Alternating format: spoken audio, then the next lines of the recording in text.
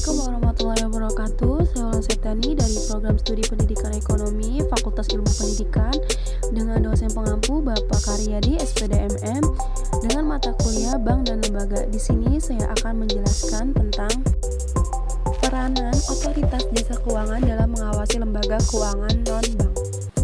Baiklah, di sini saya akan memaparkan materi saya berikut selanjutnya. OJK adalah lembaga negara yang dibentuk berdasarkan Undang-Undang Nomor 21 Tahun 2011 yang berfungsi menyelenggarakan sistem peraturan dan pengawasan yang terintegritas terhadap keseluruhan kegiatan di dalam sektor jasa keuangan, baik di sektor perbankan, pasar modal, dan sektor jasa keuangan non-bank seperti asuransi, dana pensiun, lembaga pembiayaan, dan lembaga jasa keuangan lainnya.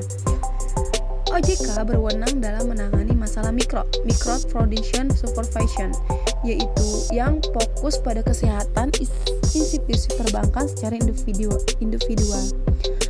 Peran Badan Pengawasan Pasar Modal dan Lembaga Keuangan (LK) terhadap pengaturan dan pengawasan pasar modal dan industri keuangan non-bank atau IKNB akan dialihkan ke OJK. Dalam melaksanakan tugasnya, OJK berkoordinasi dengan Bank Indonesia dan tugas Bank Indonesia akan lebih fokus sebagai regulator pada bidang moneter, sedangkan tugas OJK lebih kepada pengaturan dan pengawasan individual perbankan atau lembaga keuangan, kejahatan bank, kepengurusan bank, dan kualitas sumber daya manusianya.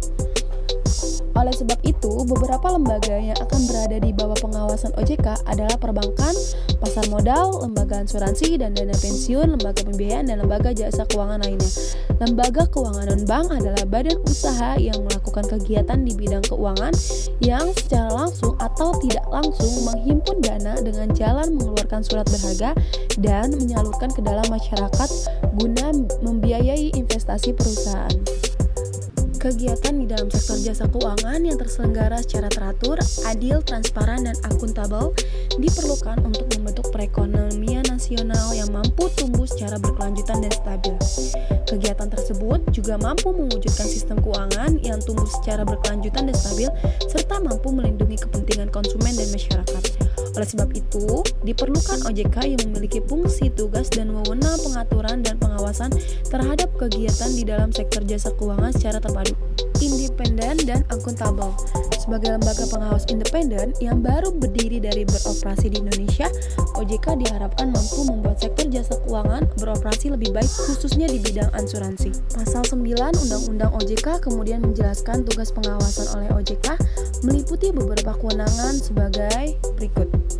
Yang pertama, menetapkan kebijakan operasional pengawasan terhadap kegiatan jasa keuangan.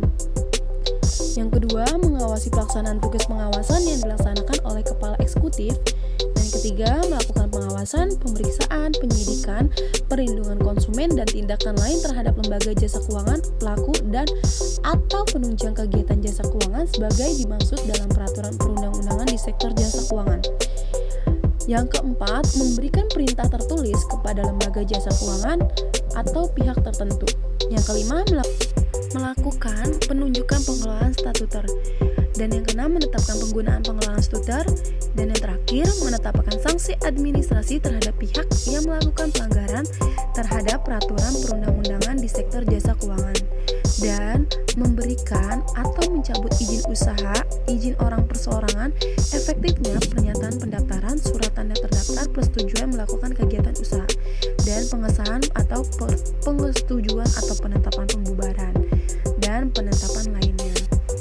Dalam penelitian ini menitik beratkan untuk membahas mengenai upaya hukum yang dilakukan oleh pihak OJK terhadap pihak asuransi yang melakukan pelanggaran.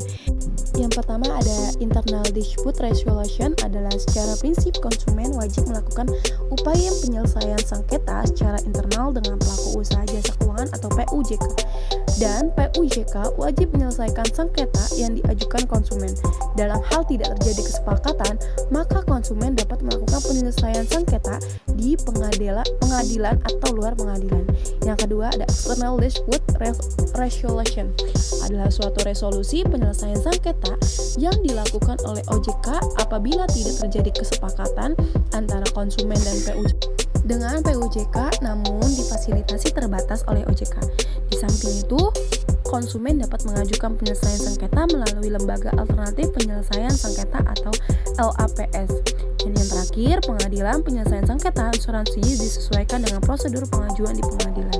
Demikian pula, berdasarkan pasal 53 ayat 1 Peraturan Otoritas Jasa Keuangan nomor 1 PUJK 07/2013 tentang perlindungan konsumen sektor jasa keuangan mengatur bahwa PUJK dan atau pihak yang melanggar ketentuan dalam PUJK ini dikenakan sanksi administratif antara lain yaitu peringatan tertulis, benda yaitu kewajiban untuk membayar sejumlah uang tertentu, yang ketiga pembatasan kegiatan usaha, dan yang terakhir pembekuan kegiatan usaha dan pencabutan izin kegiatan usaha.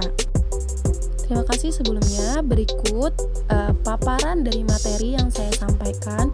Kurang lebihnya mohon maaf. Wassalamualaikum warahmatullahi wabarakatuh.